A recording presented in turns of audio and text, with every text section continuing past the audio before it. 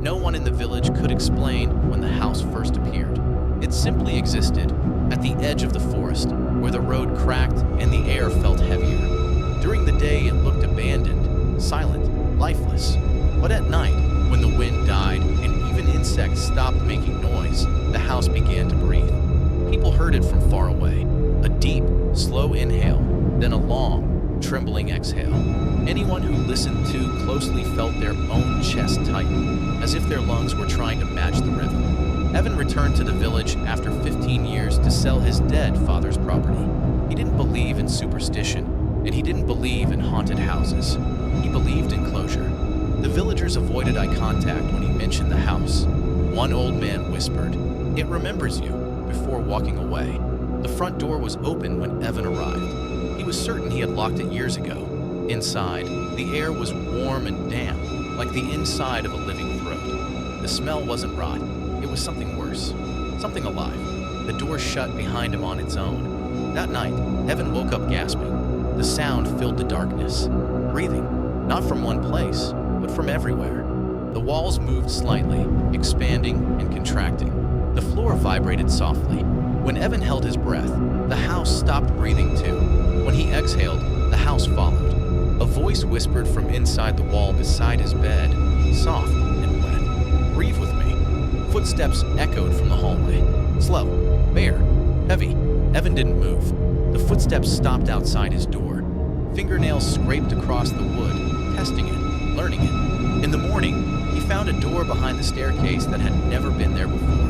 No handle, no hinges. It opened like an islet. Inside was a room that shouldn't exist. The walls were flesh-toned and warm. Veins pulsed beneath the surface. The ceiling rose and fell like lungs. In the center stood a mirror. Evan's reflection smiled before he did. The reflection's eyes were empty, dark holes stretching too wide. Its mouth opened unnaturally. "You abandoned us," it said. The mirror cracked. The room vanished. Evan collapsed onto the hallway floor, his hands covered in sweat and something sticky. In the basement, he found his father's journal hidden behind a loose brick. The pages were soaked, warped, and smelled like iron. The writing grew more frantic near the end. "The house is alive. It feeds on loneliness. It grows when ignored. It breathes through those who live inside it. It does not kill. It keeps." The final line was repeated again and again until the paper tore.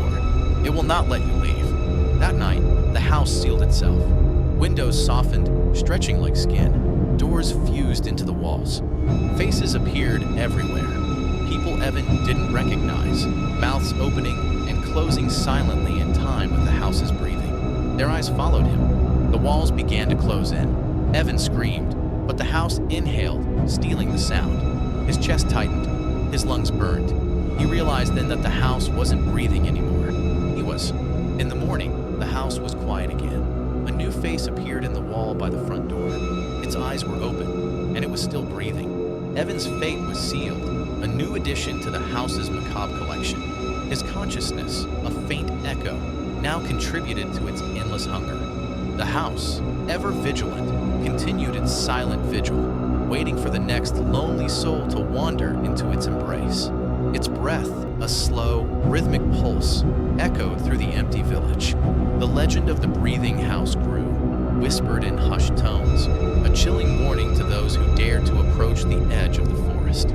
For the house was not merely a structure of wood and stone. It was a living entity, a sentient predator, thriving on the despair of its victims. Each new inhabitant became a part of its grotesque anatomy, their essence absorbed, their loneliness fueling its eternal existence. The house remembered every whisper, every tear, every moment of solitude. It was a monument to forgotten sorrows, a tomb for the living. And so, the cycle continued. The house breathed, the village feared, and the forest watched, its secrets buried deep within the earth. The chilling truth remained. Some houses are not just built, they are born. And once born, they never truly die. Its hunger was insatiable, its patience endless. It waited, a silent sentinel of sorrow, for the next heart to break, the next spirit to falter. The air around it was heavy, thick with the echoes of past despair, a tangible weight that pressed down on anyone who dared to draw near. Whispers of its existence traveled through generations, a cautionary tale, a dark lullaby sung to frighten children into obedience.